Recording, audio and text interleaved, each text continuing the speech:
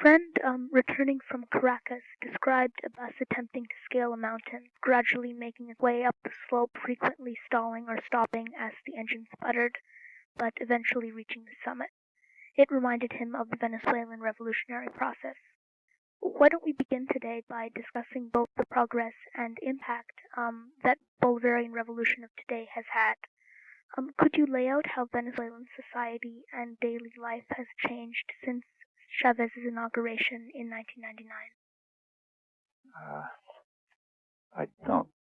There have been some changes. I don't think they're dramatic. This is probably the first time in Venezuelan history that there's a government that's making more than gestures towards using its huge resources to help the poorer parts of the population.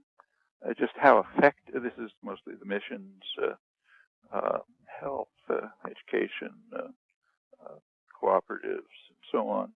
Just how great the impact is, it's pretty hard to say. There's no, but certainly we know the popular reaction to them, which is, after all, the most important question. What's important is not what we think about it, but what Venezuelans think about it. And that's pretty well known. There are very good polling agencies in Latin America. The main one is Latino Barometro, which is in Chile, a very respected organization. There are similar polls in the United States in less detail. They monitor attitudes throughout Latin America on all sorts of crucial issues.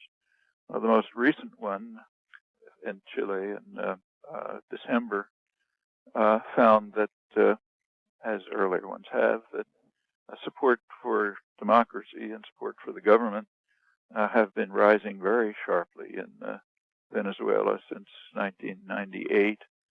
Venezuela is now essentially tied with Uruguay at the top in support for the government, support for democracy. It's well ahead of the other Latin American countries in support for the economic policies of the government, and in the also well ahead in the belief that the policies help the poor, meaning the huge majority, instead of elites, and similar judgments on other issues. And as I say, it has been rising very sharply. It went through major attempts to overthrow the government. There was a military coup in year 2002, which briefly, for a few days, overthrew the government, dismantled Parliament, threw out the Supreme Court, the Attorney General, every vestige of democratic structure, strongly supported by the United States, which had to back off in the face of enormous opposition throughout Latin America, where democracy's taken a little more seriously than it is here. And also because the government was overthrown, right after that came a major a strike, kind of a strike by the opposition to try to essentially shut down the government. They were able to close the oil production for a while. That's the main source of government revenues. But that was overcome. The U.S. since has been significantly involved in efforts to subvert the government. That's called democracy promotion, supporting organizations that backed the coup, Sumate, the main one, and others.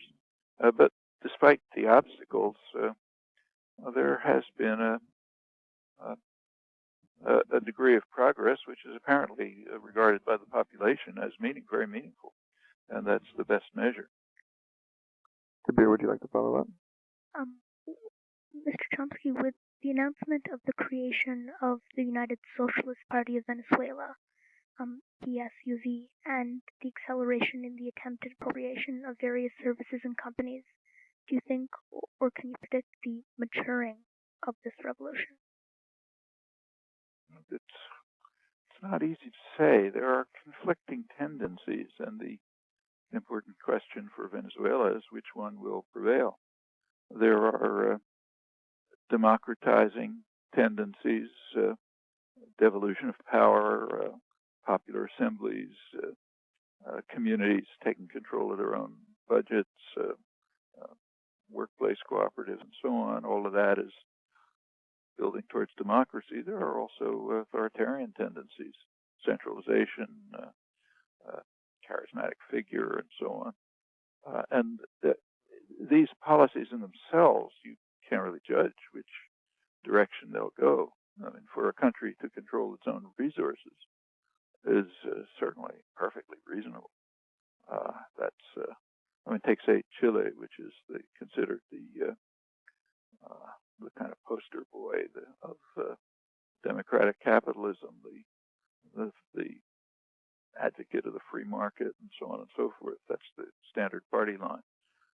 More or less suppressed in this story is that Chile's major export is copper. That's its main source of income.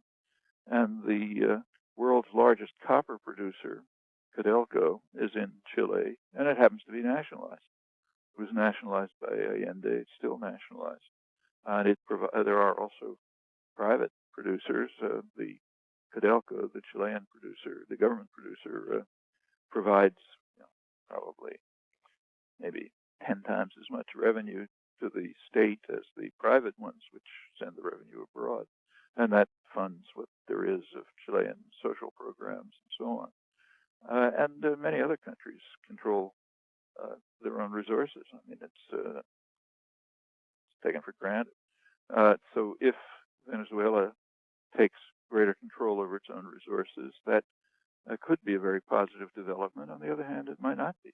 So, for example, when Saudi Arabia nationalized its oil in the 1970s, that did mean that they were controlling their own oil instead of foreign corporations, mainly Aramco, controlling it, which is the good. On the other hand, it's in the hands of a pretty harsh tyranny. Washington's major and most valued ally in the region, which is a pretty brutal tyranny and the most extreme fundamentalist Islamic state in the world. So it's a mixed story. It depends how the nationalization is used. The nationalization of public utilities are common throughout the industrial world and elsewhere. They're being undermined by current policies of privatization, but that's not a step towards democracy. That's a step away from democracy. If you take public utilities, say energy, water, health, education, whatever it may be, if they're privatized, that means they're taken out of the public arena, where at least in principle they're under some form of democratic control, and they're put into private hands, the hands of private corporations, which are basically tyrannies, private tyrannies, state-supported private tyrannies, which are mostly unaccountable to the public. That reduces the arena of democratic choice. Nothing democratic about it. Exactly how this will turn out in Venezuela, well, we have to wait and see. There are many possibilities. Could be a step towards independence and democracy. It could be a step towards more authoritarian developments. Mercosur, the common market of the Southern Cone, is a group that boasts the largest economies of South America. It is founded on free market style arrangements like NAFTA, but does not seem to be leaning towards any kind of alternative to the prevailing neoliberal doctrine. Yes. Venezuela has recently joined this group. Part of it, so it's not strictly Southern Cone anymore. But and in fact, Venezuela's entry was greatly welcomed by Lula da Silva, president of Brazil, by President Kirchner of Argentina, others. And Mercosur, for the moment, is more a hope than an actuality. It has plans and has made some steps. There was a Mercosur, another latest Mercosur meeting was actually in Brazil last December, and it did lay plans along with a meeting of Latin American leaders in Cochabamba, Bolivia, just a few weeks earlier. They're sort of making plans for a kind of European Union type federation. but the obstacles towards it, and this is extremely important. Historically, the Latin American countries have been very much separated from one another, oriented towards the imperial power that happened to be dominant recently, mostly the United States, but separated from one another. There's very little integration in Latin America. And moves towards integration are very significant. They're just beginning, really, in a serious way. Mercosur is part of it. Cochabamba meetings are another part, and there are other steps. Integration is a powerful step towards maintaining sovereignty and independence. When the countries are separated from one another, they can kind of be picked off, either by force or by economic strangulation. If they integrate and cooperate, they're much more free of external control, meaning mostly U.S. control in the last half century, but it goes much farther than that. So that's an important step, but there are barriers. The countries have one barrier is that there's also a desperate need in Latin America for internal integration. I mean, each of the countries has a very sharp divide between a small, wealthy, Europeanized, mostly white elite and a huge mass of deeply impoverished people, usually black and mestizo. The race correlation isn't perfect, but it's a correlation. Indian and black, mestizo, and so on. And that's Latin America has some of the worst inequality in the world, and those problems are also beginning to be overcome. It's a long way to go, but there are steps towards them in Venezuela and Bolivia, to an extent in Brazil, in Argentina, and not much elsewhere for the moment. Maybe in Ecuador with the new government, but both the internal integration and the integration among the countries, these are quite important steps, and it's really the first time since the Spanish colonization 500 years ago, so that's of some significance.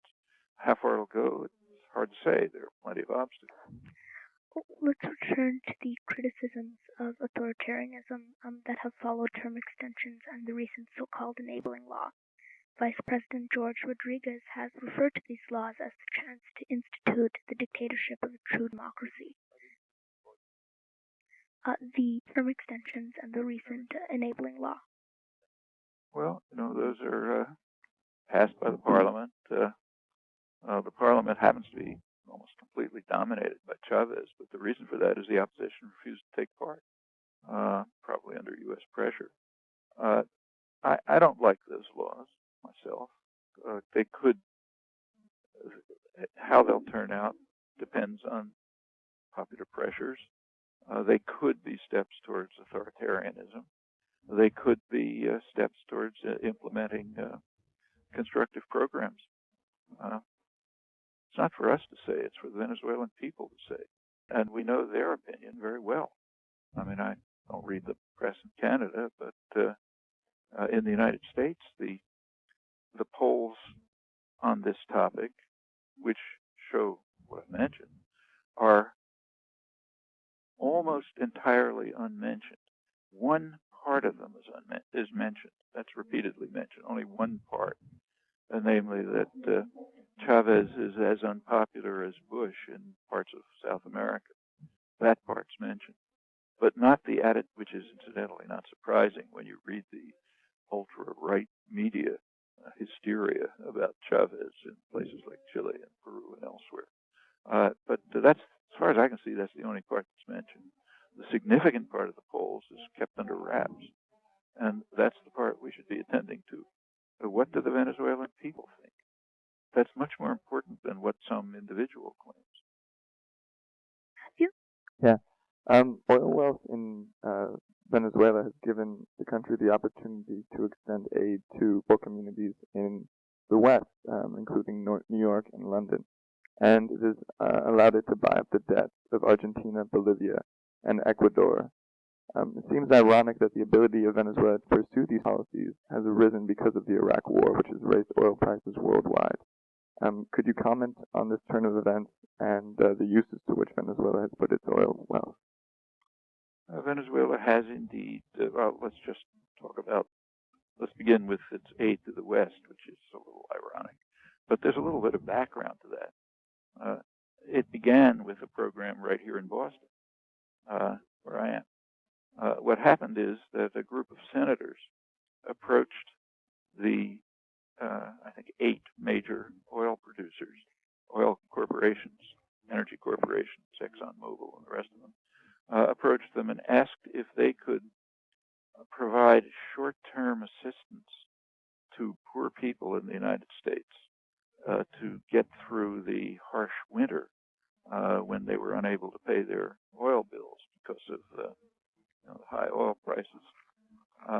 They got one response from Citgo, the Venezuelan owned company. And that one company did indeed provide temporary low-cost oil to poor people in Boston and in the Bronx and New York and Indian communities and elsewhere to survive through the very harsh winter and with high prices they couldn't pay. That's the Western aid. So there's more to it than just Chavez giving aid. For the rest, yes, Chavez did buy up about maybe a quarter or a third of the debt of Argentina. That was an effort to help Argentina rid themselves of the IMF, as the president of Argentina put it. The IMF, which is sort of an offshoot of the U.S. Treasury Department, has had a shattering effect in Latin America. Its programs have been followed more rigorously in Latin America than in any other part of the world outside of sub-Saharan Africa, and they've been a disaster. So take, say, Bolivia. It's been rigorously following IMF policies for 25 years. At the end, per capita income is lower than it was at the beginning. Argentina was, the poster child of the IMF. It was marvelous. It was doing all the things right. They were urging everyone else to follow the same policies, same with the World Bank and U.S. Treasury Department. Well, what happened is it led to a total catastrophe, economic catastrophe. Argentina did manage to get out of the catastrophe by radically violating IMF rules, and they determined to rid themselves of the IMF, as Kirchner put it, and Venezuela helped them. Meanwhile, Brazil was doing the same thing in its own way, and now Bolivia is doing it with Venezuelan help. The IMF is in fact in trouble because its financing came largely from debt collection. And if the countries refuse to accept its borrowing because they're too harmful, the policies it imposes, well, not clear what they're going to do. So yeah, there was that. There was also Petrocaribe, a program to provide oil on favorable terms with delayed payment to many of the Caribbean countries, now some others. It's very helpful to them. Another program was called Operation Miracle. It uses Venezuelan funding to send Cuban doctors. Cuban doctors are very highly trained. They have a very advanced medical system, comparable to the first world systems. They send Cuban doctors to places like, say, Jamaica and other countries of the region, where it began by focusing on blindness, finding people who are blind, have completely lost vision, but could be surgically treated to recover vision. And they are identified by Cuban doctors, brought back to Cuba, treated with their high-class medical facilities, returned to their own countries, able to see. Well, that leaves an impression. There was some effort, apparently, by the United States and Mexico to do something similar, but it never got anywhere. In fact, the impact of Chavez's programs can be seen throughout Latin America, can be seen very clearly by George Bush's last trip a couple of weeks ago. The press talked about his new, wonderful shift of programs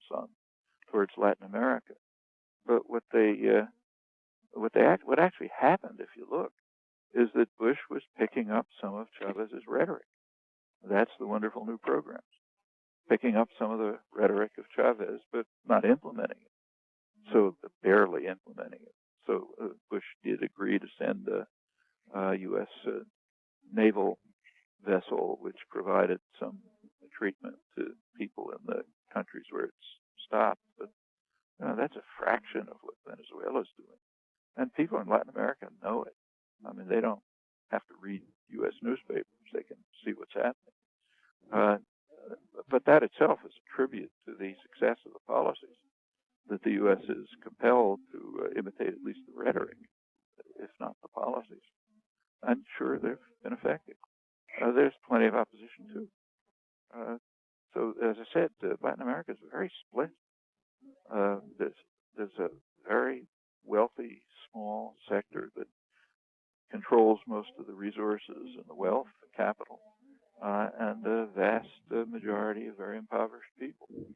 And the wealthy are the ones who run the media, the propaganda system, most governments up until recently. And they hate Chavez. They hate him in Venezuela, too. Maybe sometimes for good reasons. Often, I think, for bad reasons. But again, I'll have to stop. But I think the major point we should bear in mind is, and pay attention to, is what do the people of Venezuela think? And on that, we have plenty of evidence. If the press chooses not to report it, well, okay, that tells us something about our own free press. But the evidence is there and can be found. In an 1815 letter on the question of Spanish attempts to thwart the Latin American Revolution, Simón Bolívar wrote, "The veil has been torn asunder. We have already seen the light, and it is not our desire to be thrust back into darkness. The chains have been broken, we have been freed, and now our enemies seek to enslave us anew." Could you speak to the threats the Bolivarianism of today faces, both in and outside of Venezuela, and the current destabilizing efforts against it? Well, that statement remains very appropriate and has been through the last almost 200 years. The threats inside Venezuela are multiple. One of them, one threat is just U.S. subversion, which is constant.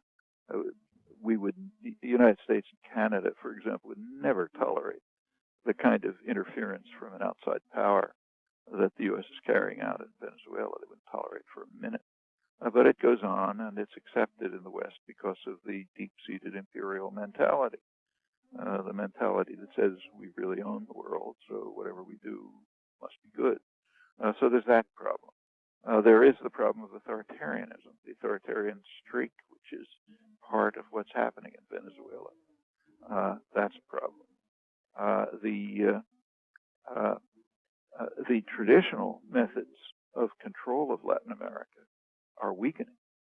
The traditional methods are violence and economic strangulation. So, in fact, the countries that the U.S. is now sort of supporting, say, Lula's Brazil, they have governments of the kind that the U.S. would have overthrown many years ago. So, the first major coup in Latin America, not recent Latin America, was in Brazil in 1964, organized by the Kennedy administration, took place right after the assassination. That was instituted the first neo-Nazi style national security state in Latin America with torture and violence and repression. It's a plague that then spread through the hemisphere. The government of Brazil at the time, the Goulart government, was a kind of a moderately populist government with programs not very different than the ones that the United States is now compelled to support as sort of the good guys in Latin America. And the last attempt to overthrow a government, as I mentioned, was in 2002 in Venezuela, and that was beaten back. So the resort to violence in general is somewhat losing its efficacy. It hasn't disappeared. In fact, U.S. training of Latin American officers has risen very sharply. It's probably its highest, maybe the highest it's ever been. And the training has shifted from the State Department to the Pentagon, which is significant. The Pentagon has no accountability.